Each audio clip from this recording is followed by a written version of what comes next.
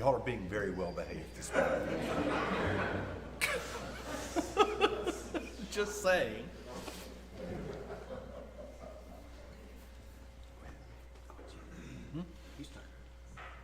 Put it down. Huh? All my favorite people. Okay.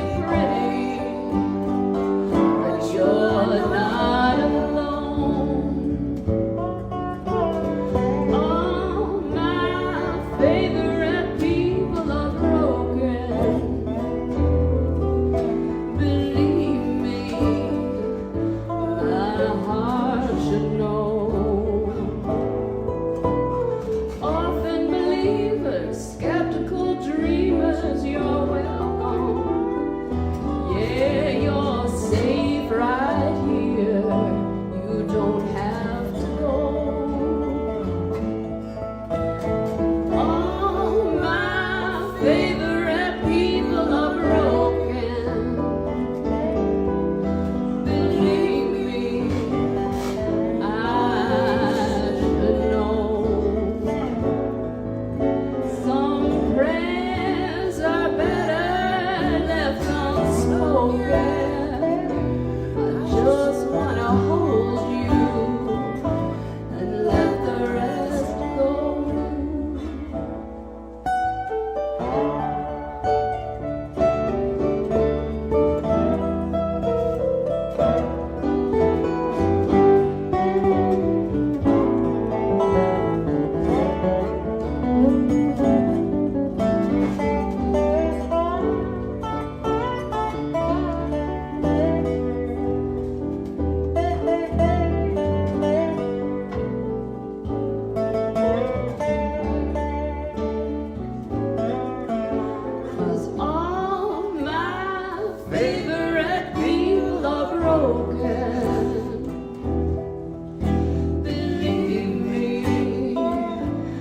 my heart should know. Some prayers are better left unspoken. I just wanna hold you and let the rest go.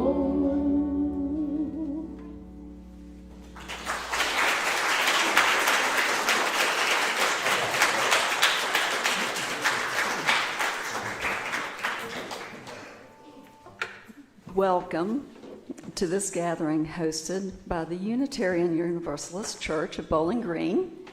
Whether you are here in person or online, we are so glad that you are joining us. My name is Lisa Dalporto, and you are my favorite people. I'll be your service associate today.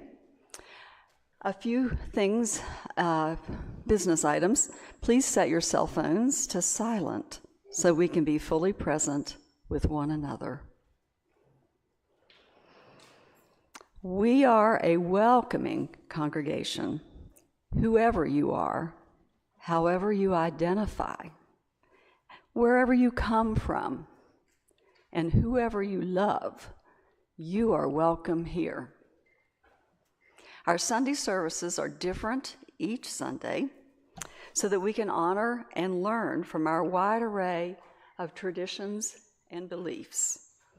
Today, the Spiritual Explorers Chalice Group from our church will be sharing what makes a Chalice Group different from other groups, as well as how they have benefited from the group. This morning, our chalice will be lit by Aileen Arnold.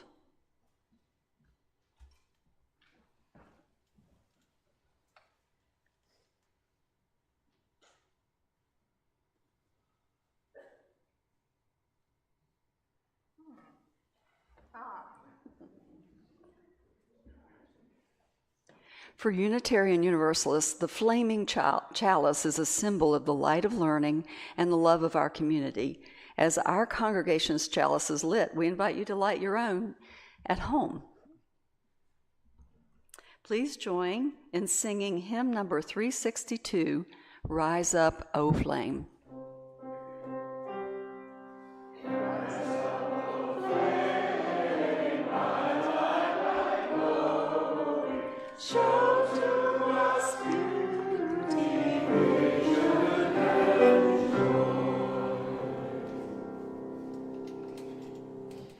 This morning, Linda Fisher will be giving our opening reading.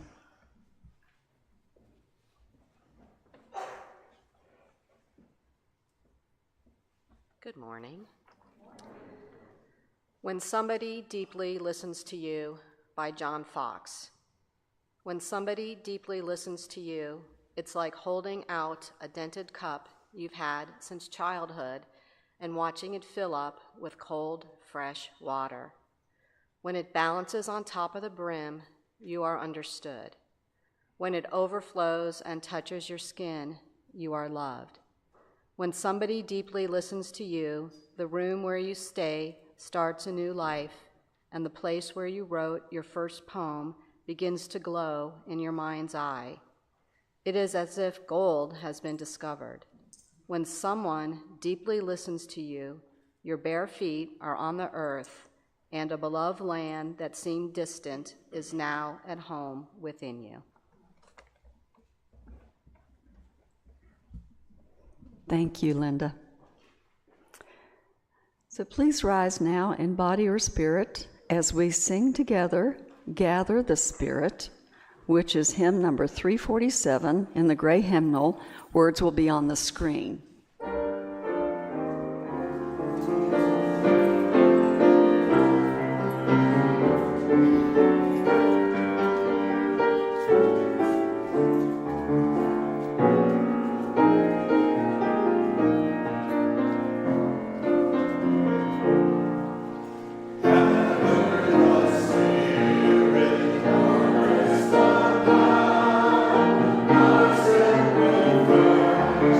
Spirit,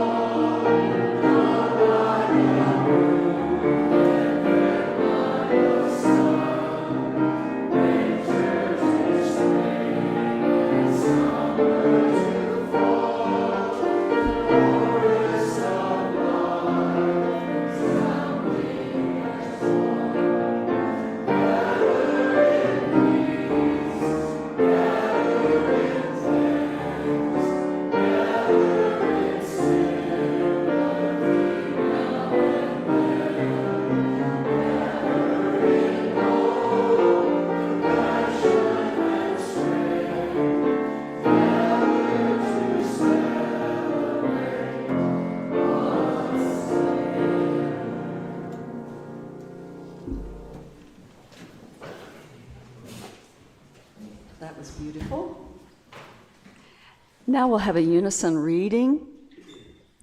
Please join me in reading our covenant statement. We promise to live in harmony and civility with awareness, tolerance, acceptance, and celebration of our diversity.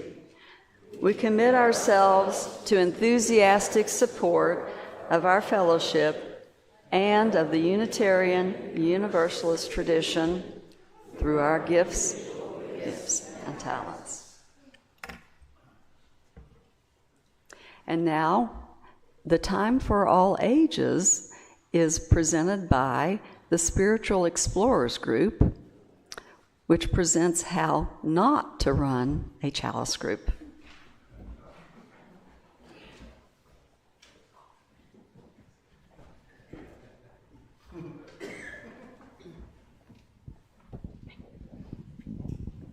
Well, good morning.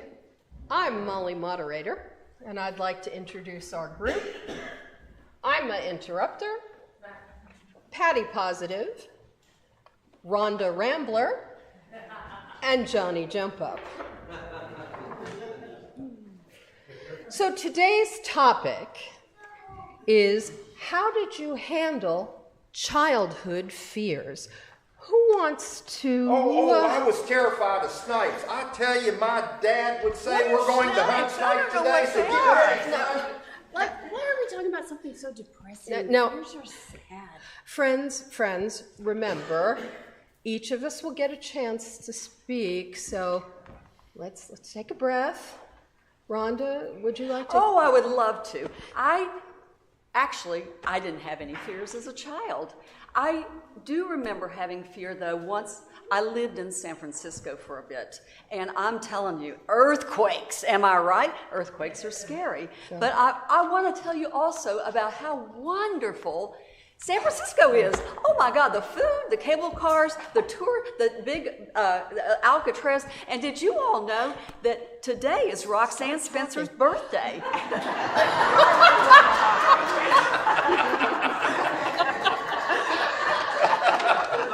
It is. I didn't know that you didn't have any fears whatsoever. You guys, let's be positive. Come on now, everybody has fears as a kid. Now, folks, please remember, each of us will have a chance to speak. And cut.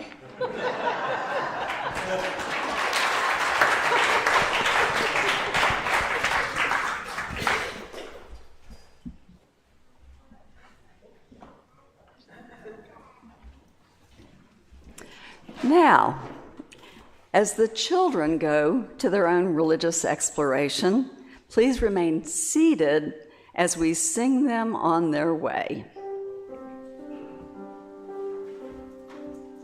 Go now in peace, go now in peace. May the love of all surround you everywhere, everywhere you may go.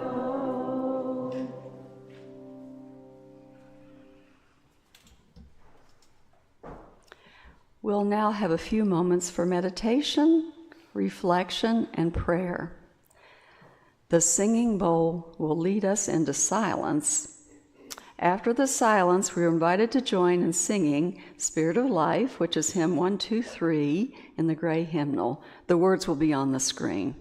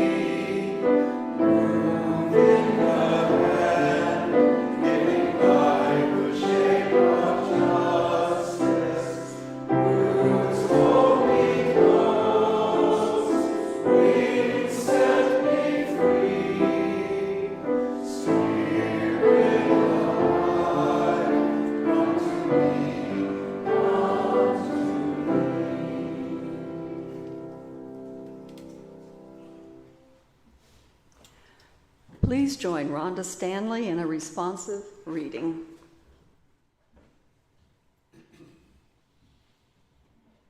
You may find the reading "To Risk," number 658 in the gray hymnal, or use the words on the screen.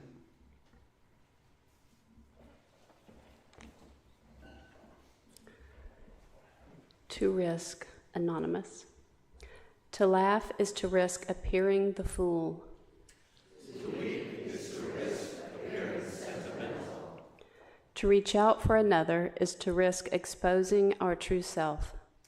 To place our ideas, our dreams before the crowd is to risk loss. To love is to risk not being loved in return. To try is to risk failure. To live is to risk dying. Thank you, Rhonda. So for the message today, as I said before, it's the Spiritual Explorers Group, and we'll start off with Aileen.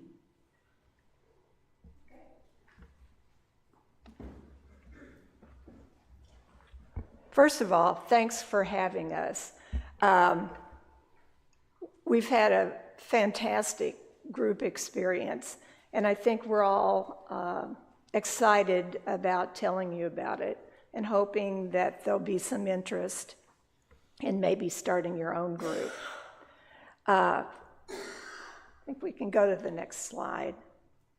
Okay, why we're here today, as I said before, I think we're just downright excited about what we've experienced in the group, and we wanted to share it. We've heard from some people in the congregation that they're going, what is the Spiritual Explorers Group anyway? And a group like that sounds kind of interesting. I'd like to find out more about it.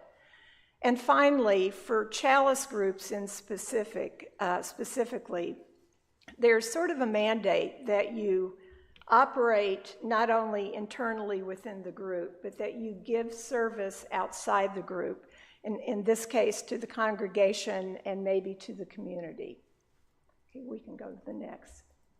So what to expect today, it's going to be a pretty quick presentation, but first of all, we're going to tie the UU Explorers Group to the UU principles and tell you why it's actually a UU thing.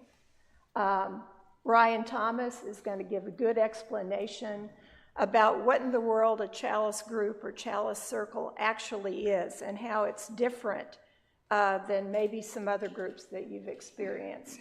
Richard Thornton is going to give the interesting history of, first of all, how we got started and then this evolution into a true Chalice circle. Finally, we're going to give you a glimpse of what the group process really looks like. And finally, I hope, encourage you to ask some questions and see about maybe forming or joining a group like ours. So I will turn it over to Ryan.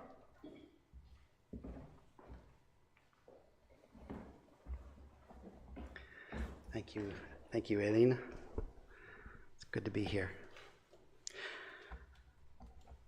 So the principles that we've identified up here not only reflect the Spiritual Explorers Group, but I think you'll see from what I share that it's very much about what makes a Chalice group in particular distinctive. These things are reflected in that distinction. So go ahead to the next slide. So first of all, you see already Chalice Circle, Chalice Group, Chalice Circle Group. There are also names like Covenant Group, Credo Group, Wisdom Circle, Vision Circle, Connection Groups. The words don't matter, really. It's all about whether or not this group, when it gathers, has a structure and a format that uses what we call the circle process. Go ahead to the next slide. You can see here that the circle process is not something new. We've heard about the talking stick that some Native Americans used. So there's wisdom in cultures that have come through to us, and small groups in settings like ours, in a church setting, try to lift that up. And that is what the Chalice Circle process, or the circle process, is all about. And in particular, go to the next slide. The most important aspect of that circle process is what they call the go round and the pause. I'll talk about that in more specificity here in a second. So a Chalice group is a small group, 6 to 10 people. If it's based on human psychology, once you get around 9, 10 people, you start getting into that place where people are a little less likely to share because they're taking up too much space. So you want to keep a group small. The most important thing here is the first bullet item, structured guided format. But also in a congregational or a church setting, you often have ceremony as part of that structure or format. And in UU groups in particular, we tend to be very focused on covenant. So establishing, and if y'all are familiar with group contexts, even at work, you know that setting some baseline behavioral expectations is a good idea. UUs tend to do that a lot. Next slide, please. So you saw a caricature of how not to run a Chalice group earlier. And you know, it's easy to be kind of glib about that idea of giving people an opportunity to talk. But I think we all are familiar with that experience of talking with people, and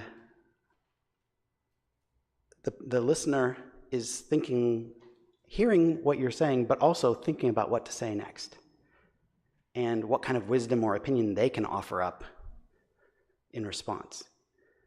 And sometimes it's a wonderful response, but sometimes it's not. And that dynamic is what this structure, the circle process, is all about, helping us humans move away from that tendency. I'm not going to go over every item in the structure, but I just want to lift up the fourth from the bottom is responses to questions, prompts without crosstalk. So that's where that really happens. It also happens a little bit in other places, but that's really where it happens. Now, of course, we humans really want to discuss and go back and forth, and so there is some opportunity for discussion as well, but that's after the go-round and pause. So next one. Again, I'm not going to go through all this, but you get an idea here with the facilitation techniques for the go-round process. So we get some guidance from all the people who've been through the circle process before us. I'll just mention without interruption. Reassure people that there will be time for them individually. Allow for a pause of silence between each speaker. Next slide. I've already mentioned, next slide please. Ritual and ceremony. So we tend to light our own chalice. We're UU, so we tend to use the chalice. So we use that to frame the time when the chalice is lit. We try to be in that space. We also do a covenant. So this is actually our spiritual group Explorers covenant that we developed a few months ago. And if you've probably seen these things before, so I don't need to belabor the point, but again, we UUs tend to be all about covenant. I've already kind of identified what it is that distinguishes a Chalice group from other groups. It's that circle process aspect, and also ceremony and covenant. I just wanted to mention, whether it's a bowling league or hiking group or knitting club or book club, those are great groups, and y'all should be encouraged to participate in those. Those are wonderful. And if it's not using the circle process, it wouldn't be considered what we call a Chalice group or a Chalice circle or any of those other phrases. We happen to be spiritual explorers. The topic really doesn't matter. It's more about the process and the format. All right, next. And that's it. And I'll be delighted to talk more in the Q&A or after the session. There are resources here. You can't really see it because of the contrast, but if you have any questions, that first video is fantastic. It's actually from our Mid-America region on how to do this kind of thing. So thank you. And now I'm going to invite Richard Thornton up to tell us a little bit about the history of this particular group. Please, come.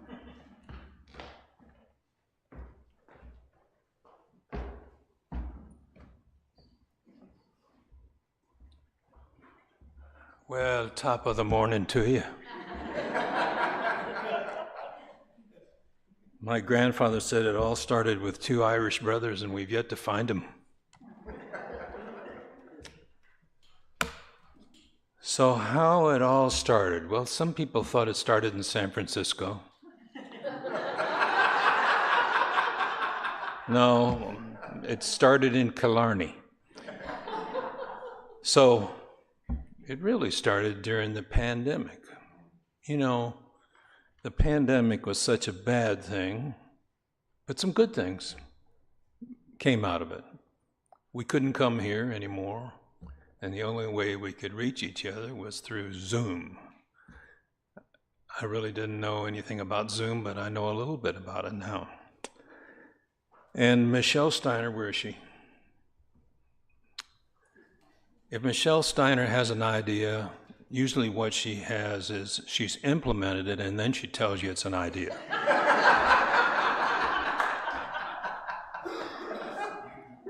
But she's a jewel for our group.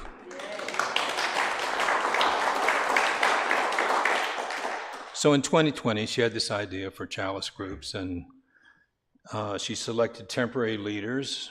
Ours was Aileen. And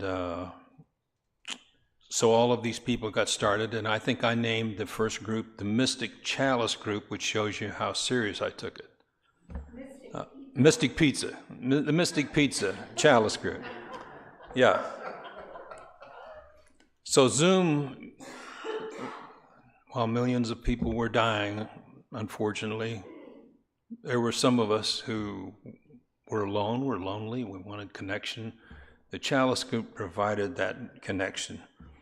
And we needed each other, and we needed our mind to be stretched and to be shared.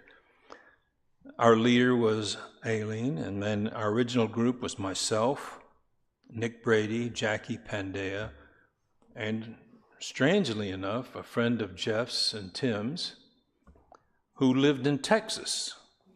And she Zoomed in with us. She has visited here, but always she came on. So we had Patty from Texas, and the group went around, and I tell you, Nick Brady he changed jobs, but he was a very special person. He came up with so many great ideas.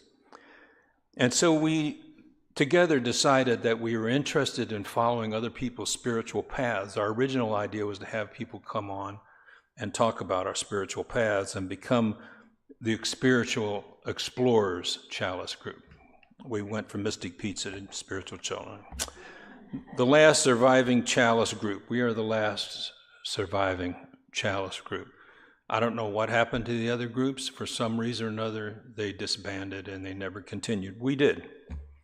And I don't know why. Maybe it was just synchronicity or something. The topics were usually suggested by the team members. We would have a check-in at the beginning, and then in advance, and Aileen luckily had a WKU account for Zoom, and that helped us because she could set up the Zoom coordinates for us every time. And we got onto there. And we started initially interviewing each other, which was very, very interesting because it was an in-depth interview of their spiritual path. And, I found out that Aileen was really a hellraiser. And You know, who knew that? Okay, I gave a little away. I don't know. I'm just sharing. But let's see some of the programs that we put together that you might be interested in. First of all, I used to go as a little child. I was a little child at one time. And I would go to White's Chapel, which is out in Plano area. It's 120 years old. And I'd always go over there with my aunts and uncles as they cleaned my face with their spit. I'm going, oh, God. Hated that. Anyway, it's still going on. There's about 20 members there. And so we said, let's have the pastor, which I thought was a pretty unique person, Dr. Mark Clark. He was a Harvard Divinity graduate, and he ended up at White's Chapel with a congregation of 20 people. Very fascinating story, and he came in, and he was just all excited about telling us about his path. Then we, I think it was Nick, found an American in Scotland who also was studying Jesus and getting his advanced doctorate at Scottish University. He joined us from Scotland, and by the time we finished with him, it was 2 a.m. in Scotland. I think it was time for him to leave. But we just thoroughly enjoyed that visit too. I made a suggestion, why don't we try our favorite music and what it means to your spiritual path, and that was a really fun experience where different kinds of music were shared during that time, and I think we all enjoyed that very much. Sometimes we would talk about the different ways that God can be conceptualized. We could discover one's true motivations. We would have sessions talking about empathy or sympathy and compassion. So they can be anything. And, I personally think if you have a book club or whatever, you can call it a Chalice Group. It's just a small group and a chance to meet in a real meaningful way. And we're going to be talking a little bit more of that lately. So slowly and sadly, we lost members, but we gained members. They would come in and they would hear about them, and we got some new folks that came here. They joined us, and they've just added to the group, so it's been a really good time. So that's briefly how we got started, and I hope I didn't go past my 3 minutes. But I wanted to leave you with an Irish blessing with a twist. You may always let's see. May the wind rise up to meet you. Oh, may the road rise up to meet you. May the wind be always at your back. May the sun shine warm upon your face, the rains all fall soft upon your fields, and until we meet again, may Buddha hold you in the palm of his hand.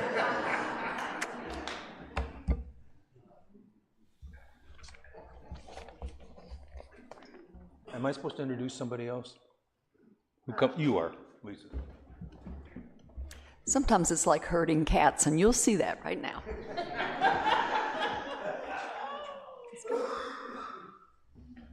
Thank you, Richard.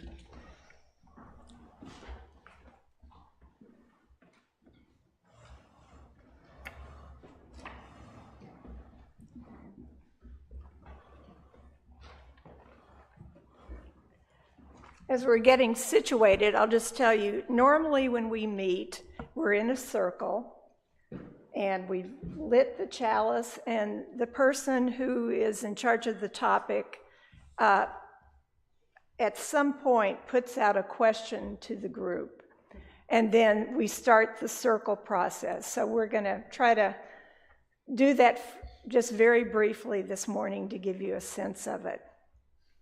So the question I've got for the group is, what has been most meaningful for you participating in the group? And we'll just go around. Okay. Oh, okay, well, let me look at my notes. This was such a big thing for me, I actually made notes ahead of time. I want to reiterate what Richard said about the group being a lifeline. It was as if we were living in caves. I was in my own cave, and when we had the Zoom meeting, I came out of my cave, and I got to see all the other cave dwellers. And it really felt great.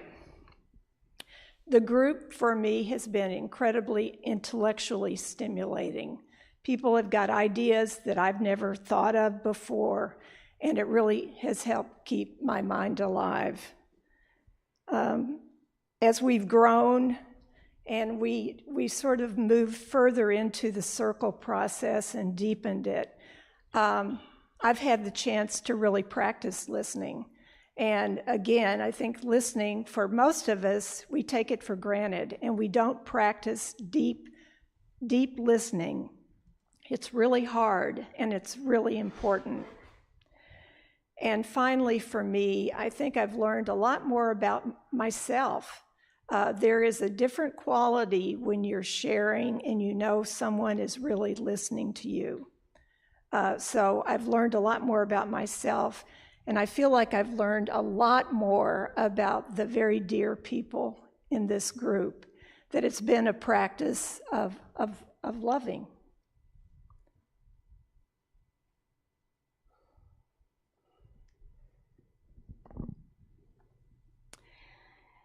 After all of the attention I've felt on me as your moderator this morning, I feel you may have heard enough from me.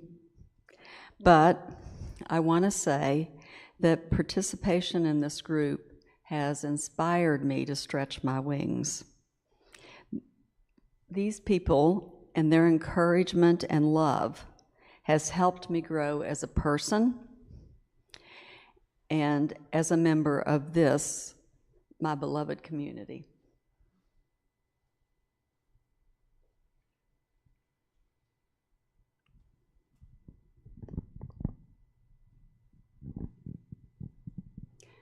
I am a relative newcomer to this group. I did not endure the pandemic with them. But when I did join, I didn't really know what to expect. The rules were graciously told to me when I began, and I was not very good at them, and I'm still not.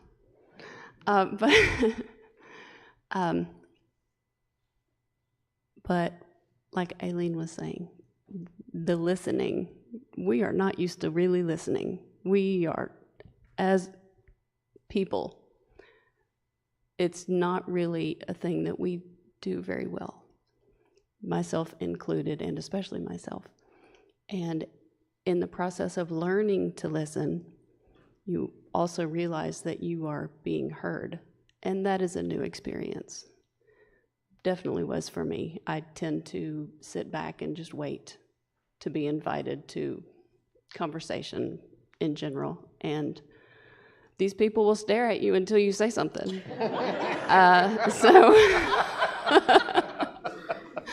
Which is very helpful. Not in an intimidating way. So it has been refreshing, but also a good lesson in how to be a good listener and a way to feel heard and seen.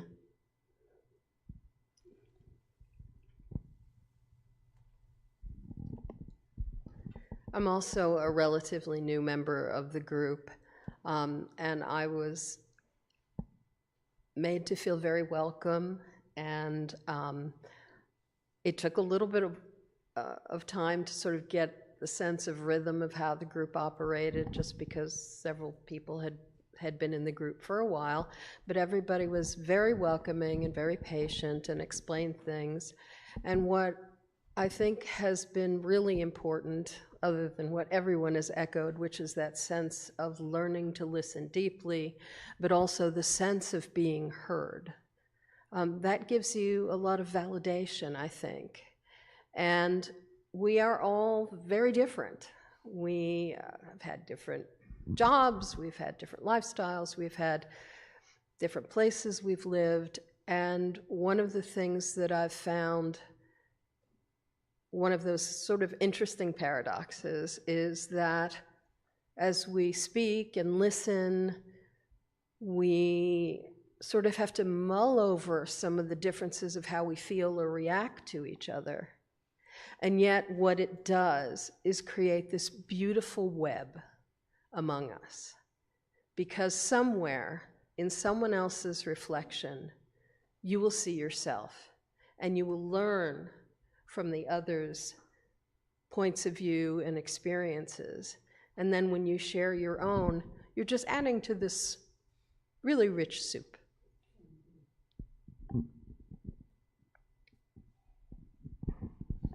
I like that, rich soup.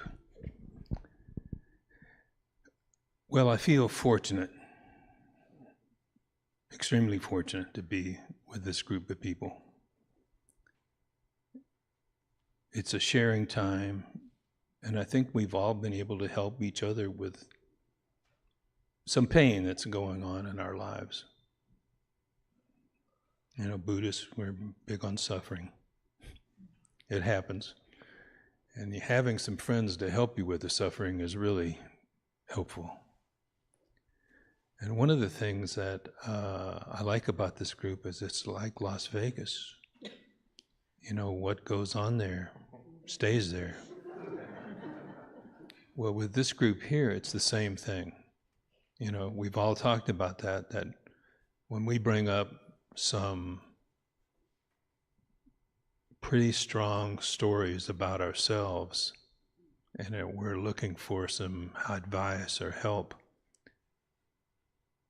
it's not going to be in the New York Times the next day. So I like the trust value of everyone here, and their personalities just mesh beautifully. Preparing for this was a joyous occasion, and it was really belly laughs all during the time of trying to get this ready. But they put a lot of thought into it, and they really would like you to try your own small groups, so I hope you think about it.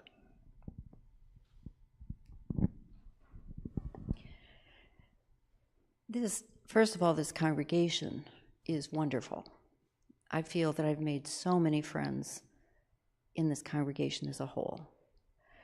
But in this group, we dig deep down inside that we don't always have a time to do with the friends that we have here. And what I have found is that it deepened my faith deeply, being part of this group.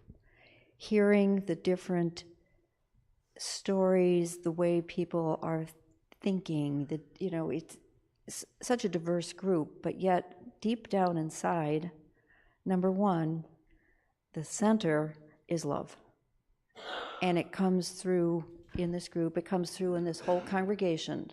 You know, it's not just this group, it's just that I'm fortunate to have been invited to join this group too, as one of the newer people. But the biggest thing for me is really honing my understanding of my faith, and it's been very helpful to do that. I too am fairly new to this group, and as Richard said, in our group we have different topics every week that are led by one of us, or every month, and sometimes the topics are deep, like compassion, forgiveness, mortality, and sometimes lighter, such as what Richard said, sharing a song. And as I was preparing today, I thought of a song that meant a lot to me for many reasons, "You'll Never Walk Alone," by Richard Rogers from Carousel. In this group, our spiritual explorers, we've been witnesses and companions to one another as we walk our individual spiritual journeys and the ups and downs of life. We share with respect and compassion. We are supported and not alone. From this support and witness, I've been challenged to grow in many ways, and I'm truly thankful to be part of such an empathetic, stimulating, and loving group.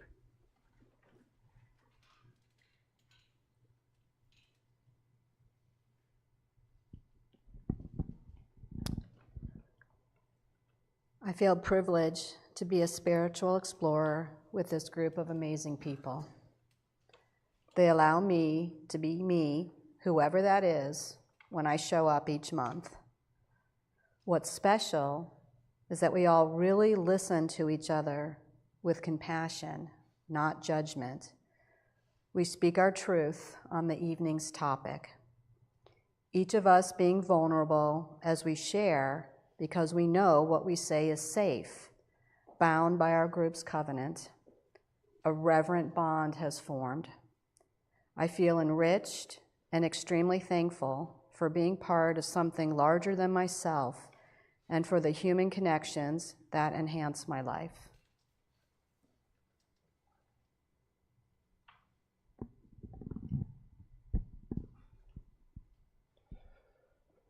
And for me, this group is very impactful. I'm reminded once again the importance of having a place which allows me to have space for comprehension and to be heard and not judged. An opportunity to practice my listening skills and acceptance along with resisting judgment and fixing. Other impactful moments were oftentimes not what was stated, but felt during the experience.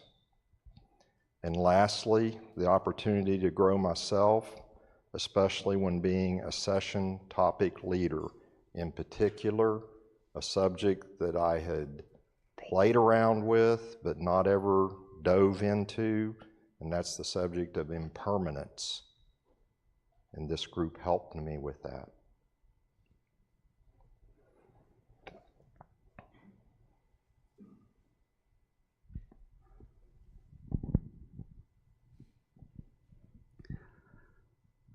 I just want to lift up 3 concepts that I feel strongly about, and I've heard expressed here. The idea of we all have heard kind of the book learning of how to listen well and how to listen deeply, but it's one thing to learn about it, have knowledge about it, and to actually live it. And it's hard to actually move to that space. And with this format and with these people, it's amazing how you are able to shift away from that thinking about what you're going to say next. And when that happens, in these groups, in these sessions, sometimes there'll be a little nudge towards being vulnerable, and then it kind of opens us up, and then the next person shares, and it goes deeper. And then the next, because that was deep, it's like this cascading of depth when you're able to feel like you're being heard.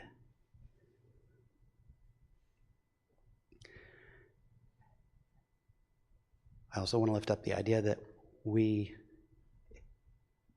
tend to be, as a result, fellow journeymen in our explorations, not people trying to offer advice or our own opinions or wisdoms in response, at least in part of the meeting.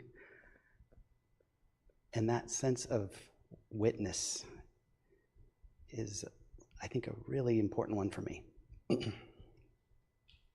Finally, I just want to mention on the idea of how it's impacted faith. It's related to both of those things in that the witness, we get to see the spiritual journey of each of us and how it's different. And we get to celebrate that and honor it with our witness. So our you pluralism and the things that were mentioned before, it deepens my faith too.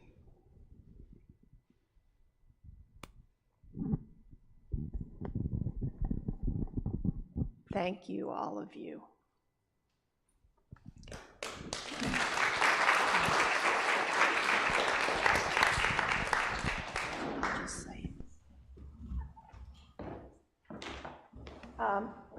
If you've been interested enough to want to find out some more information, we'll stick around after the service. And also, Linda Fisher has got a sign-up sheet. I think one of the things that really pushed us to give this presentation is that we're at 10 people, and that's kind of the max that you can really have a good, connected, intimate group. So we really need to get some more groups going if there's interest. And just to let you know that we've got people in our group that would be glad to support any of you in getting your own group started. So anyway, see you after church if you're interested, and definitely sign if you want some more information.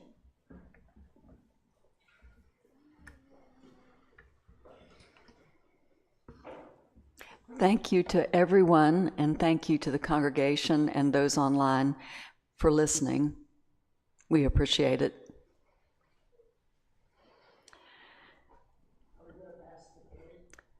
Being the third Sunday in March, the collection today will be donated to the Sikh Museum in Russellville, Kentucky. Many of you may remember watching the documentary By Parties Unknown that WKU produced to highlight the work of Michael Morrow, director of the Sikh Museum, to preserve the knowledge of the struggles for emancipation and equality in Kentucky. And also, a number of us visited the Sikh Museum last fall and got a personal tour from him. There are multiple ways to donate. The QR code on the screen, the church mailing address, and website URL.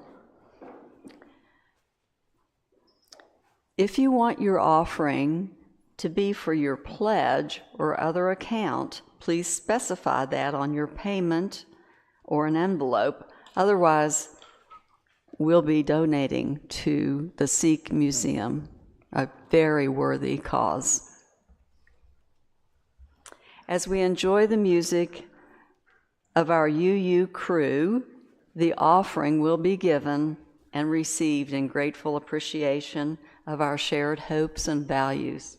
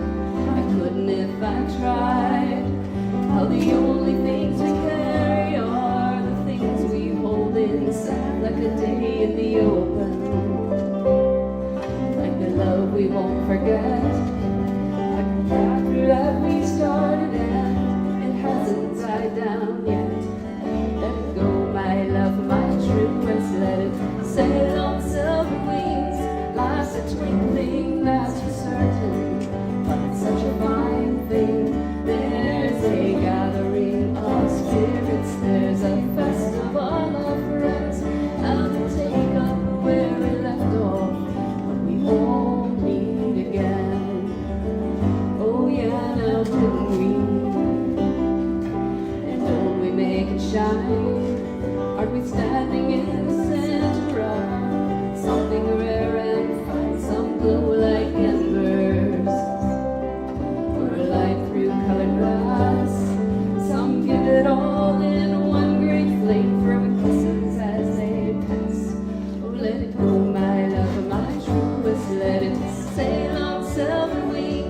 Life's a twinkling, that's for certain. It's such a fine thing. There's a gathering of spirits, there's a festival of friends, and we'll take up where we left off when we all meet again.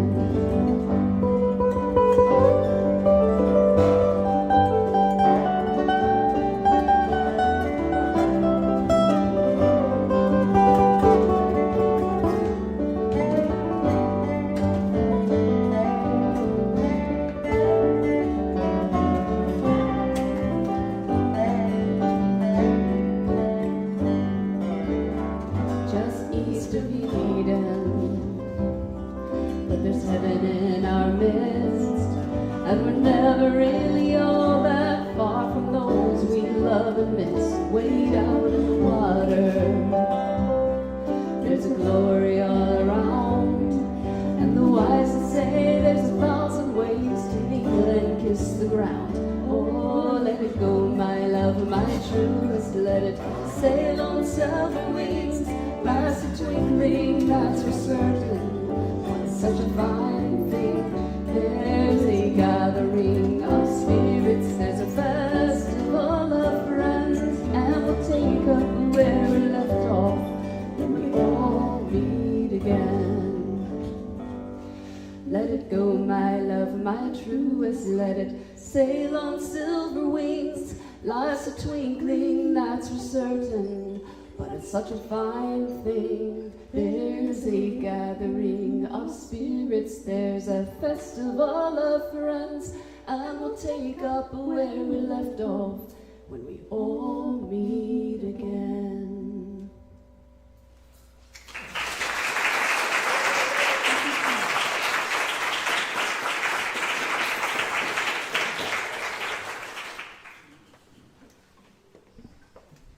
Thank you very much, and thank you for the gifts today. Your generosity is greatly appreciated.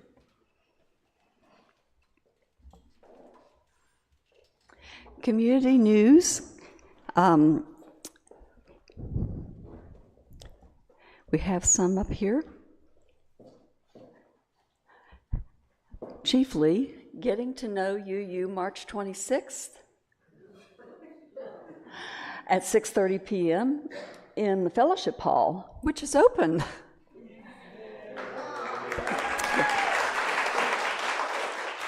There's a pink sign-up sheet outside the sanctuary. And next. There's a watch party, Healing Relationships with the Natural World, Restoration and Reciprocity. That's Tuesday, March 19th, and of course you saw that. And then the fun part of our congregation comes alive with game night, and that is March 23rd, Saturday at 5 to 7 p.m. And next Sunday's service will be Women's History Month, Second Wave Redux by Ken Kewen. If you have questions about Unitarian Universalism or about joining this congregation, please speak with a member of our membership team or our board president, Roxanne Spencer. You can also email her at president@uubgky.org. And always, you can find more community news by reading the monthly email newsletter and the weekly email updates. Here at church, you can also look at the bulletin boards. Our website and our Facebook page and Facebook groups are always available online.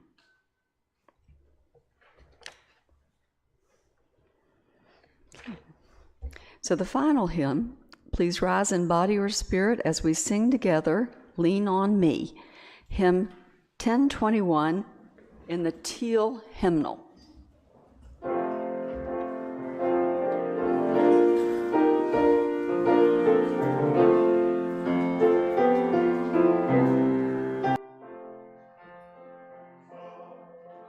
Thank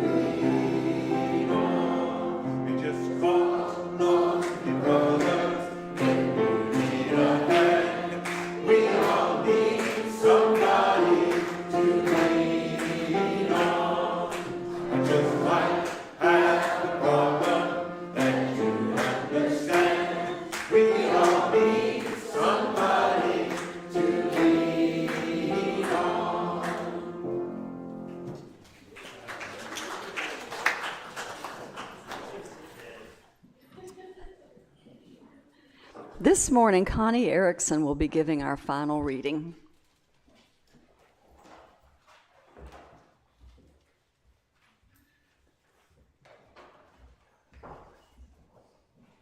Good morning.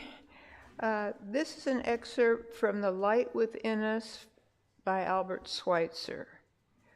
I always think that we live spiritually by what others have given to us in the significant hours of our lives. These significant hours do not announce themselves as coming, but arrive unexpected. Nor do they make a show of themselves. They pass almost unperceived. Often, indeed, their significance comes home to us first as we look back, just as the beauty of a piece of music or a landscape often strikes us first in our recollection of it. Much that has become of our own gentleness, modesty, kindness, willingness to forgive and veracity, loyalty, resignation under suffering we owe to the people in whom we have been seen or experienced these virtues at work, sometimes in a great matter, sometimes in small. A thought which became an act sprang into us like a spark and lighted a new flame within us. I do not believe that we can put into anyone ideas which are not in him already. As a rule, there are in everyone all sorts of good ideas, ready like tinder, but under this tinder, much of this tinder catches fire or catches successfully only when it meets some flame or spark outside, as from another person. Often our own light goes out and is rekindled by some experience we go through with a fellow person.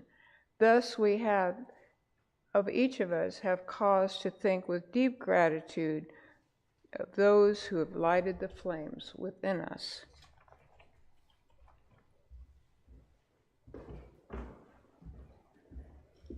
Thank you, Connie. So I'm going to say farewell. We all say farewell to our online friends. Thank you for joining us online. We hope you found this service meaningful, and we invite you to join us again, either in person or online. Be well and go in peace.